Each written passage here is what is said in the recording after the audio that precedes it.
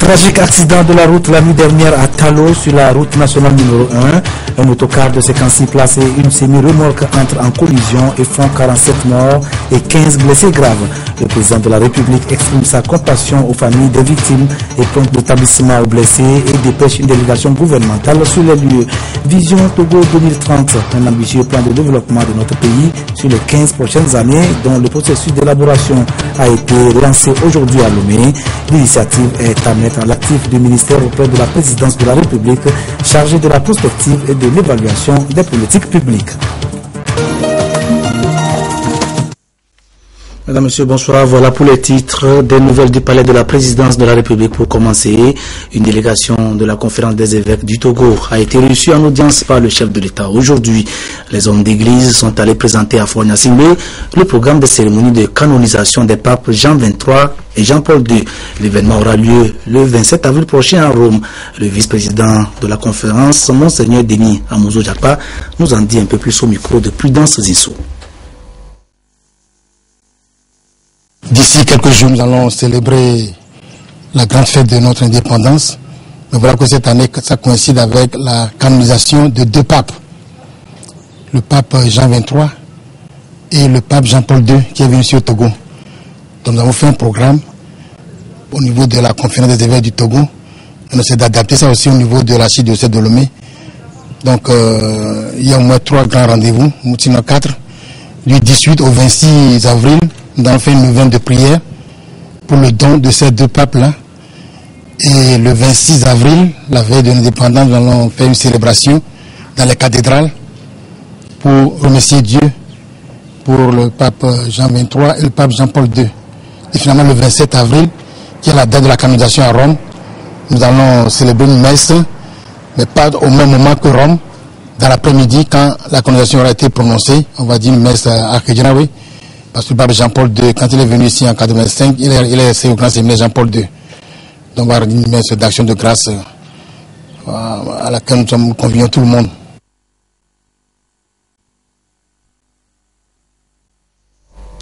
Le royaume du Danemark s'apprête lui aussi à célébrer sa fête nationale. À cette occasion, le chef de l'État a adressé un message de félicitations à la reine souveraine du Danemark, Sa Majesté Margaret II. Au moment où le peuple danois s'apprête à commémorer dans l'allégresse sa fête nationale, il me plaît particulièrement de vous adresser au nom du peuple du gouvernement togolais ainsi qu'en mon nom personnel mes très vives et chaleureuses félicitations, écrit le chef de l'État qui poursuit. Je voudrais en cette occasion solennelle me réjouir des excellentes relations d'amitié et de coopération qui existent entre nos deux pays et réitérer ma disponibilité à œuvrer de concert avec vous à leur consolidation et à leur diversification. En vous renouvelant mes vœux ardents de santé et de bonheur pour vous-même et pour la famille royale, ainsi que ceux de paix et de prospérité continue pour le peuple danois, je vous prie d'agréer, Majesté, les assurances de ma très haute considération. Signé Fort et Soazimania-Singbe, président de la République togolaise. Je le disais en titre, la route a encore tué au Togo. C'est quand 6 personnes voyageant à bord d'un autocar d'immatriculation burkinabé ont croisé le chemin de la mort hier nuit dans les environs de la localité de Talo, à quelques kilomètres au sud d'Atakpamé, lorsque le conducteur, dans une manœuvre de dépassement hasardeuse d'un minibus, est entré en collision avec un camion Titan venant en sens inverse. 47 cadavres ont été extraits sur le champ de la mare de ferraille, dont 45 du seul autocar. Dès que la terrible nouvelle lui est parvenue, le président de la République a immédiatement dépêché une délégation gouvernementale sur les lieux, tout en présentant ses sincères condoléances aux familles éplorées. Incompréhension, tristesse et désolation ce matin à Talo lors de la visite des émissaires du chef de l'État. Image quelque peu difficile et commentaire d'Adolphe Paka. 48 morts et 16 blessés graves, c'est le bilan de l'accident de la circulation qui s'est produit dans la nuit du lundi 14 au 15 avril 2014 à Talo, localité située à l'entrée sud de la ville d'Atakpamé. C'est une rêve qui peut venir à tout le monde. On voulait demander une 15 places. Voilà le véhicule, ça sort, on voit les phares. On pense que c'était un moto. Alors que c'était Citan. Ici, à la mort du CHR d'Atakpamé, des corps inertes gisant au sol. À l'intérieur ailleurs, les éléments de la gendarmerie mènent des opérations d'identification des corps. Nous avons procédé à l'identification d'abord par des fouilles corporelles que nous avons effectuées sur les corps. Et en plus, on s'est adressé à la population, des gens appelés. Ils sont venus de visu, ils ont reconnu le corps et nous avons pu étiqueter ces corps pour que l'inhumation puisse être faite. Selon les premières déclarations, cet accident s'est produit entre un long bus de 107 places qui tentait de dédoubler un minibus de 15 places, les deux en direction de séquencée. Alors qu'au même moment venait un Titan, celui-ci malheureusement n'avait qu'un seul phare. Confondu alors avec une moto, la collision était inévitable. Ils finissent leur course là. Informé, le chef de l'État a instruit d'urgence une opération de sauvetage, puis une délégation ministérielle s'est rendue sur les lieux pour témoigner la compassion et la solidarité des hautes autorités togolaises aux blessés et aux familles éplorées. Extirper à la fois ceux qui ont été fauchés, mais permettre ceux qui étaient encore vivants de recevoir les soins immédiatement. Donc la première opération a été celle-là. Et maintenant, nous devons vraiment appeler tout le monde à la prudence, à la précaution et à la vigilance. Nous ne le dirons jamais assez. Et nous devons, en tant que chauffeur ou conducteur, comme vous le voulez, chaque fois que nous prenons notre volant, ce qui doit nous venir à l'esprit, c'est que ce volant-là, c'est la vie de tous ceux qui sont à bord, y compris nous-mêmes. Et nous devons, à tout instant, chaque fois, à tout moment, quel que soit le lieu où nous nous trouvons, et que nous avons le volant, nous devons avoir à l'esprit cela. Toutes les dispositions sont prises pour évacuer les rescapés à Lomé. Dans l'urgence, 14 cas graves. Il y a à peine 2 mois, c'est un autre autocar transportant des passagers en direction du Mali qui s'était retrouvé nez à nez avec un camion bourré de bœufs à la sortie nord de la ville de Défalé.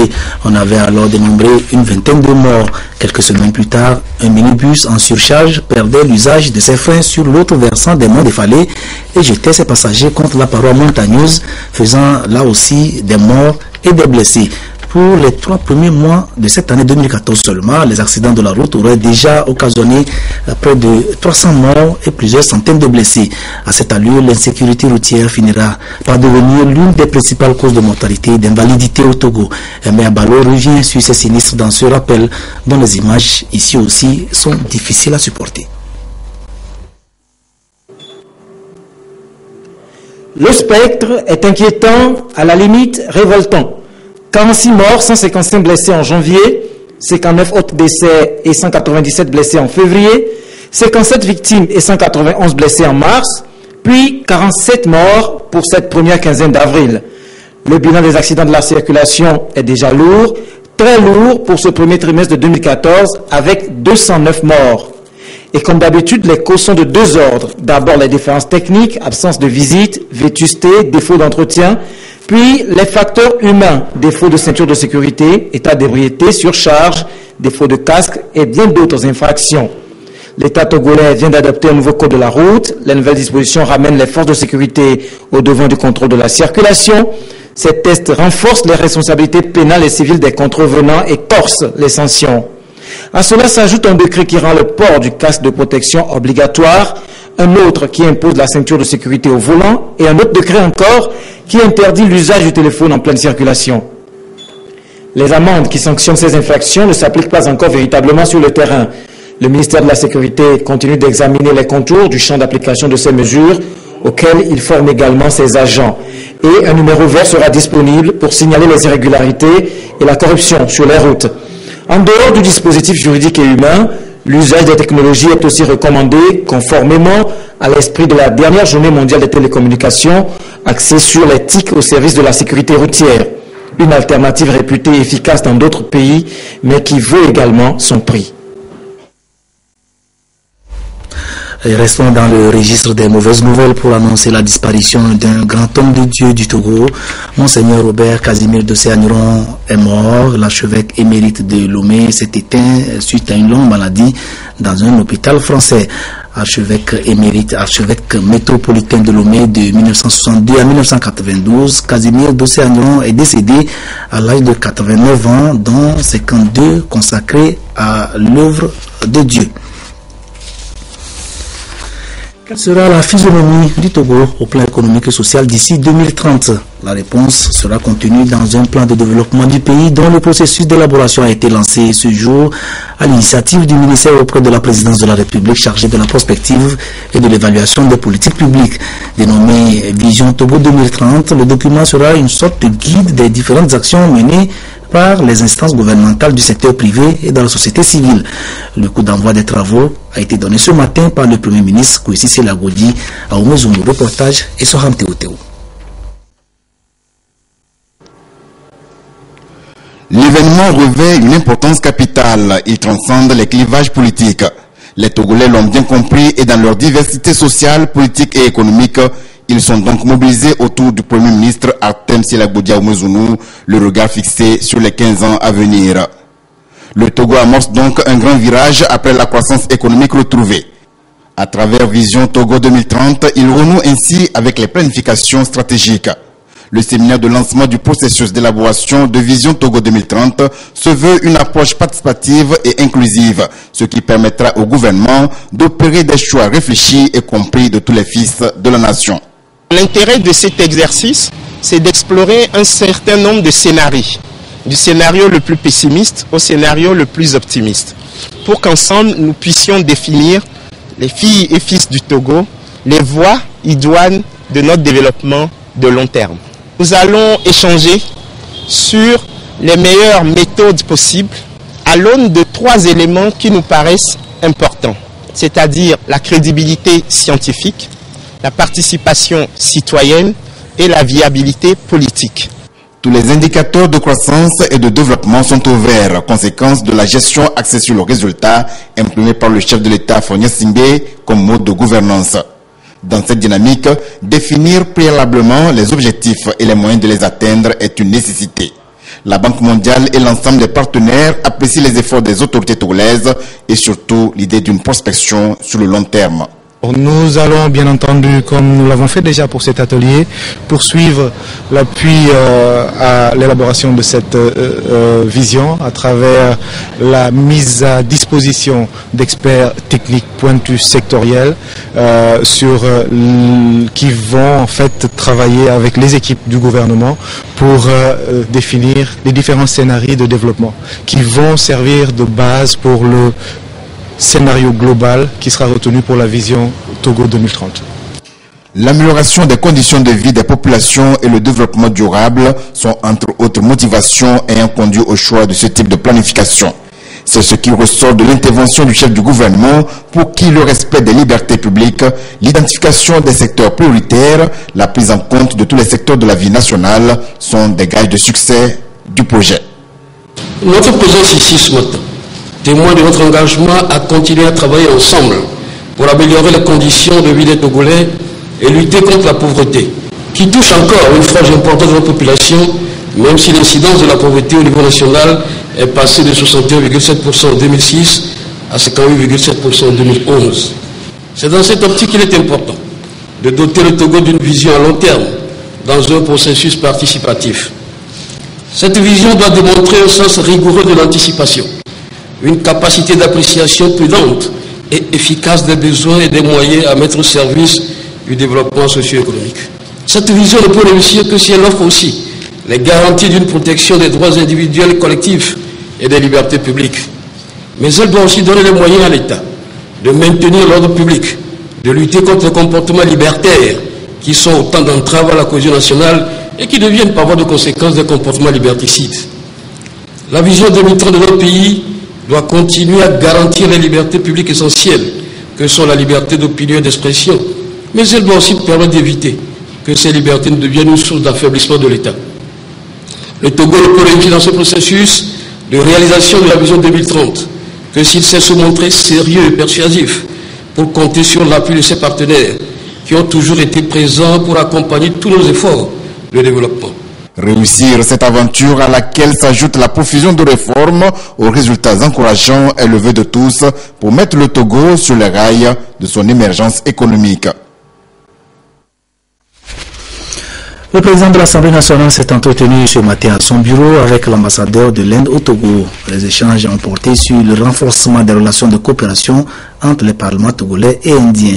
Le diplomate indien, M. Jiva Sagar, s'est confié à la presse. Écoutons-le au micro de Komo Polodé.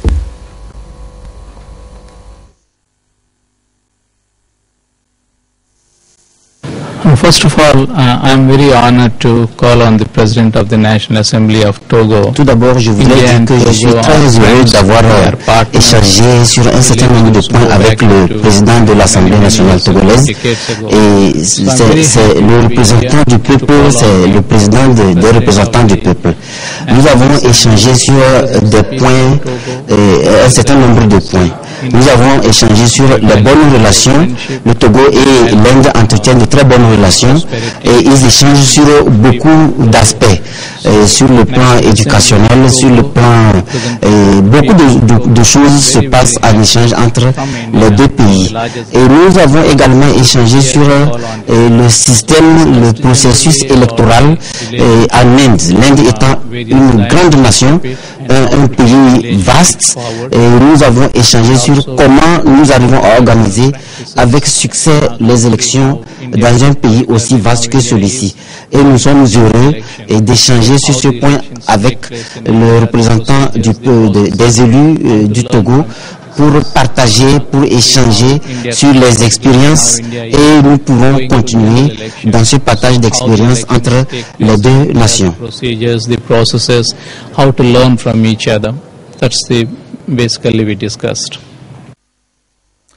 Les travaux de la réunion de la Commission de coopération et du développement de l'Assemblée parlementaire de la francophonie se sont quant à eux achevés aujourd'hui. Les débats ont porté pour l'essentiel sur un exposé présenté par le ministre de l'Énergie et des Mines sur la gestion du secteur minier du Togo par rapport aux normes de l'initiative pour la transparence dans les industries extractives ITIE. Voyons ce que nous en dit Komo Polodé. Déclaré candidat en octobre 2010 à l'initiative pour la bonne gouvernance dans les industries extractives ITIE, le Togo a présenté son dernier rapport en mai 2013, a déclaré le ministre des Mines et de l'Énergie dans un exposé présentant la situation du Togo par rapport à l'ITIE devant les députés de l'Assemblée parlementaire de la francophonie, membres de la Commission de coopération et du développement. Le ministre a signifié que les résultats de ce dernier rapport ont fait du Togo l'un des pays en règle avec les exigences de la bonne gouvernance. Lorsque une organisation comme l'ITIE internationale déclare qu'un pays est conforme, c'est fait sur la base des rapports qui ont été produits et du cheminement suivi par le pays.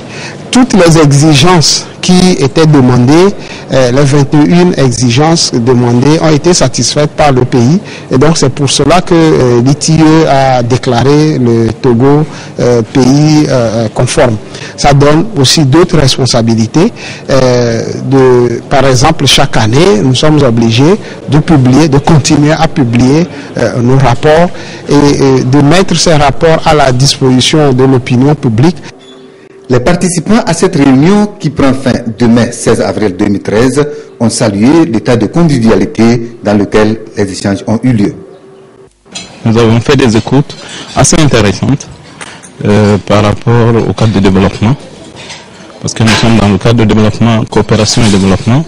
Nous avons parlé, comment dire, d'économie verte, de développement durable, et qui sont les nouvelles notions pour nos pays auxquelles nous, en tant que députés, nous devons éventuellement les relayer. Mais nous avons fait une bonne réunion.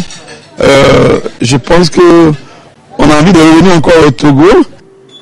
La prochaine réunion de la Commission de coopération et du développement de l'Assemblée parlementaire de la francophonie, c'est du 5 au 6 juillet 2014 à Ottawa, au Canada. Les enseignants du primaire et du secondaire menacent de se remettre en grève et les autorités de l'éducation s'en préoccupent. Ce matin, une séance de travail a réuni les principaux acteurs du secteur, représentants du gouvernement et membres des fédérations des syndicats de l'éducation en l'occurrence, pour débattre du contenu d'une lettre de préavis de grève adressée au ministre Maganawe par l'Union des syndicats de l'éducation du Togo. Les participants à la réunion ont donc analysé le courrier et discuté aussi des revendications des enseignants en vue de leur trouver des solutions rapides afin de préserver le climat de sérénité qui règne en ce moment dans le monde scolaire. Compte rendu, Robert Potogbe, filmé à Djinare. La rencontre entre les membres du gouvernement et les différentes fédérations des syndicats des travailleurs de l'éducation fait suite au dépôt du préavis de grève à compter du 22, 23 et 24 avril 2014 par certains membres du bureau exécutif fédéral de l'Union des syndicats de l'éducation du Togo. Au cours des discussions, il ressort qu'il y a eu vice de procédure dans la rédaction et l'acheminement du courrier adressé au ministre des enseignements primaires et secondaires. Les responsables de l'USET et les autres fédérations des syndicats de l'éducation ont donc rejeté en bloc le fameux préavis de grève. Et suite à la lettre de l'USET pour lancer la grève, nous ne sommes pas mêlés. La FESET n'est pas mêlée ni de près ni de loin. Aujourd'hui, par rapport à un tel courrier qui appelle à la grève, nous sommes surpris parce que le travail se déroule normalement, ici consensuellement, au CPC.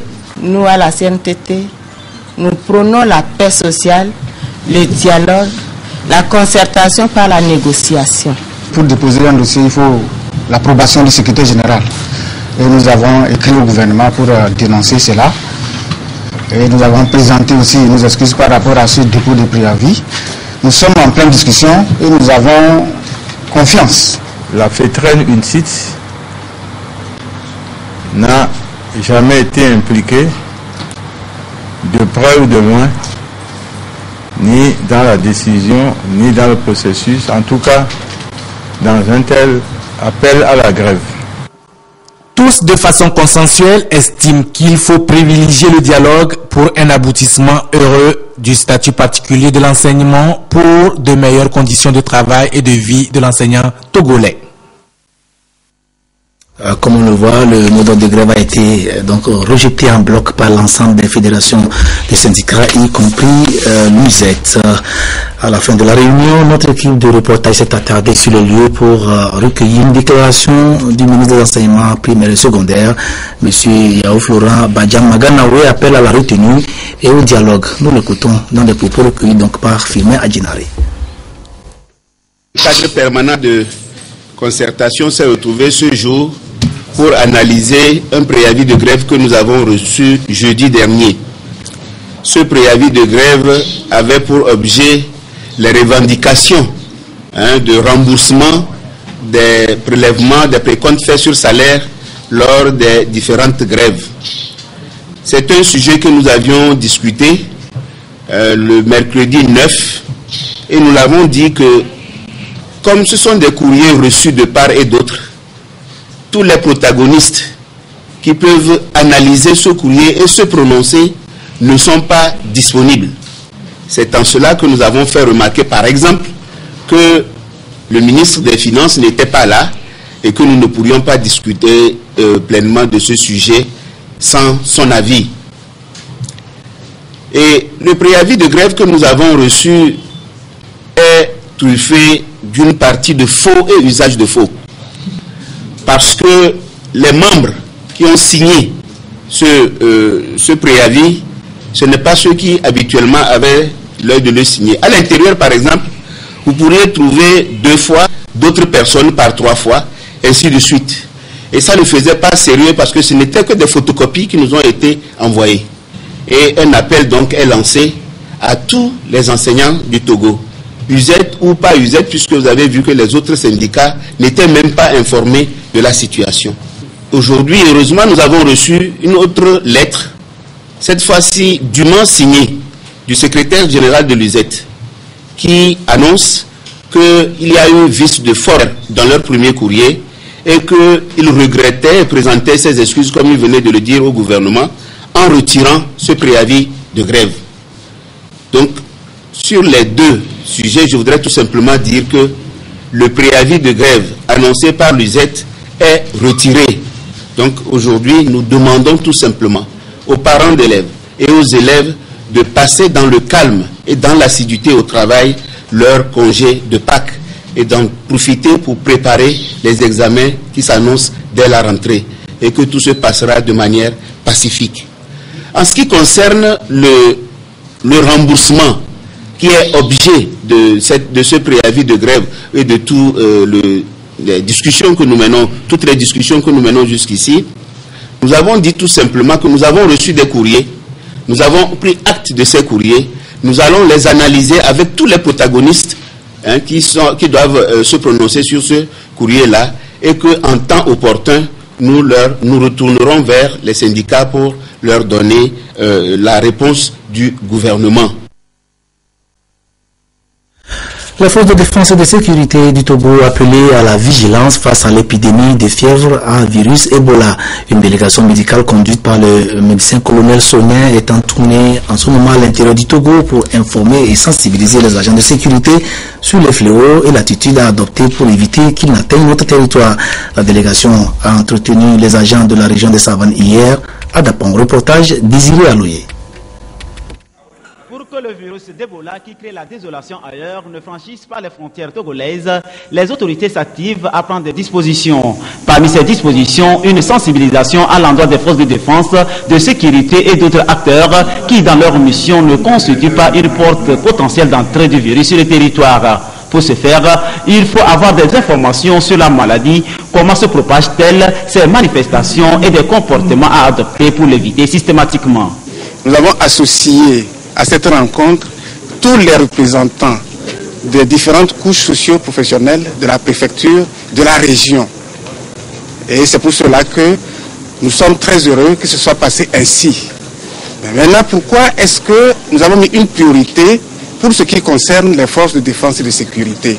C'est parce que ces personnes, de par leur mission, peuvent constituer des portes d'entrée.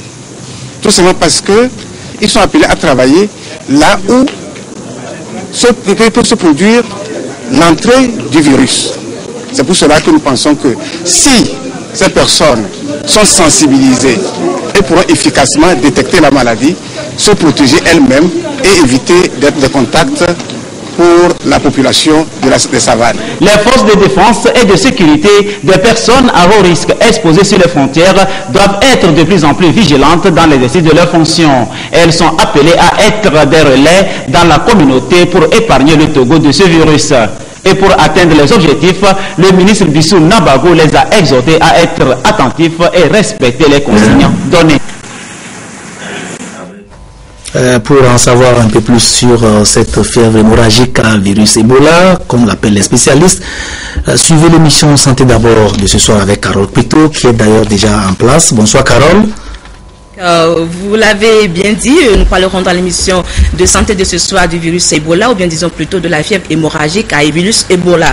Alors, vu sa très grande virulence, sa mentalité très forte et surtout ses symptômes impressionnants, le virus Ebola est devenu depuis quelque temps l'une des pires incarnations de la peur, puisqu'il est à l'origine d'une grave épidémie qui sévit actuellement en Afrique de l'Ouest.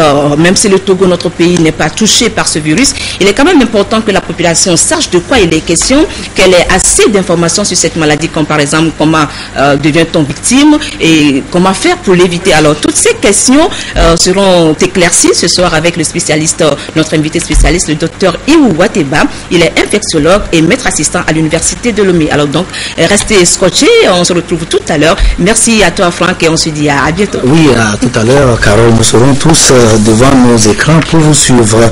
C'est bien cela. L'ambassadeur de la République d'Allemagne au Togo a organisé hier soir un cocktail dans les jardins de la représentation diplomatique à Lomé. La réception visait à célébrer l'ouverture de la conférence internationale des germanistes et du séminaire régional des enseignants-chercheurs du réseau Humboldt, lancé officiellement depuis le 12 avril dans notre capitale. Plusieurs membres du gouvernement ont répondu à l'invitation des diplomates allemands ainsi que des responsables politiques et des représentants d'organisations de la société civile.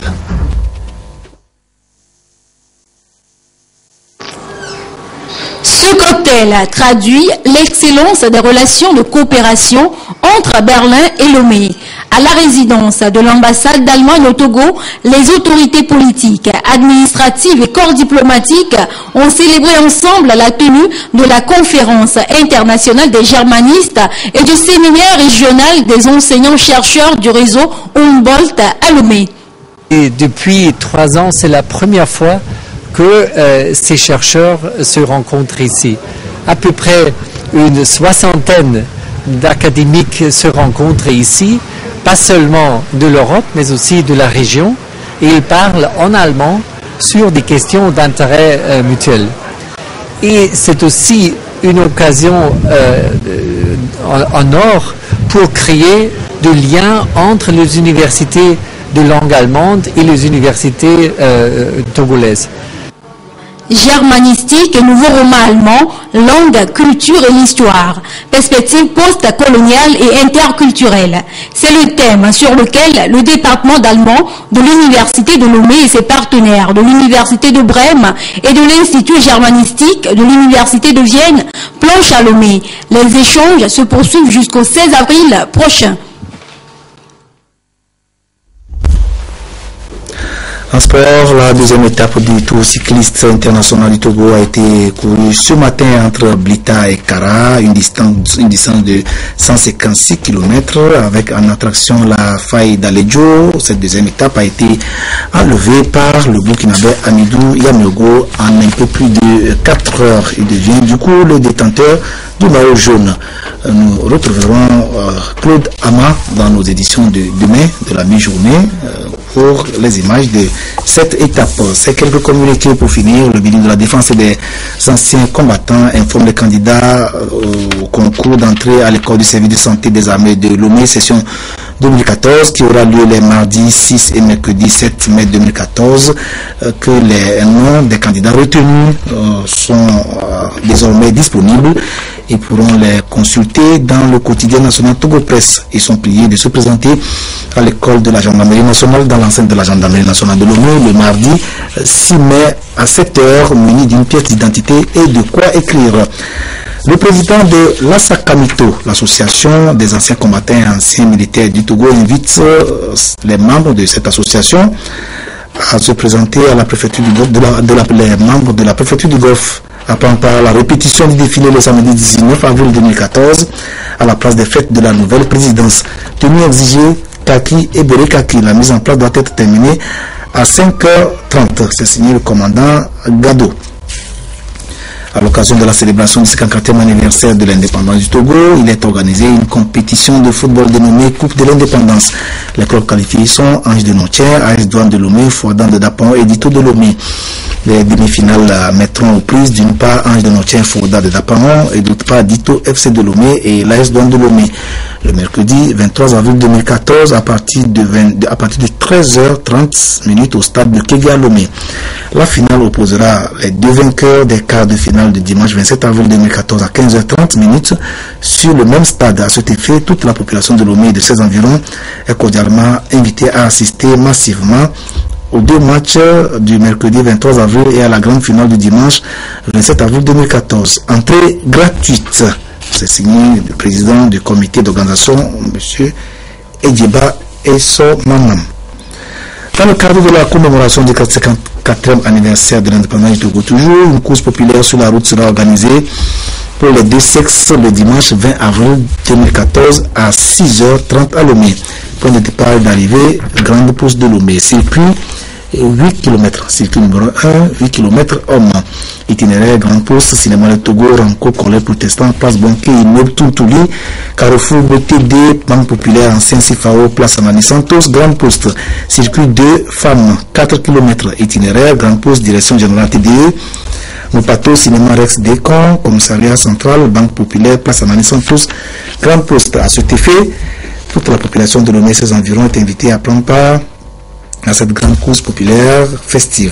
Lieu des inscriptions au siège de la Fédération togolaise d'athlétisme au stade omnisport de Lomé, TV2 à Agoué. Les inscriptions sont également possibles le dimanche 20 avril 2014 de 5h30 5h00 à 6h30 à la grande pause de Lomé. Plusieurs récompenses sont prévues aux 25 meilleurs athlètes de chaque catégorie. C'est toujours signé du président du comité d'organisation et par ordre Ediba et Sona Manam. C'est la fin de cette édition.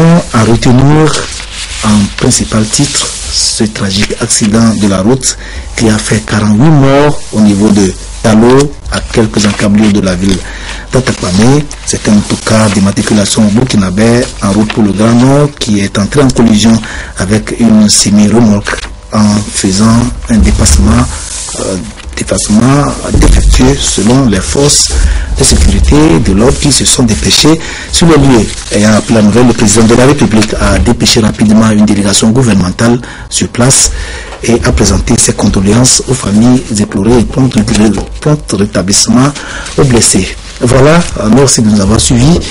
Tout de suite la météo, suivi plus tard de l'émission Santé d'abord avec Carole Petou. Au revoir, et c'est Isidore Koubatine qui sera au rendez-vous de l'édition de nuit. À demain.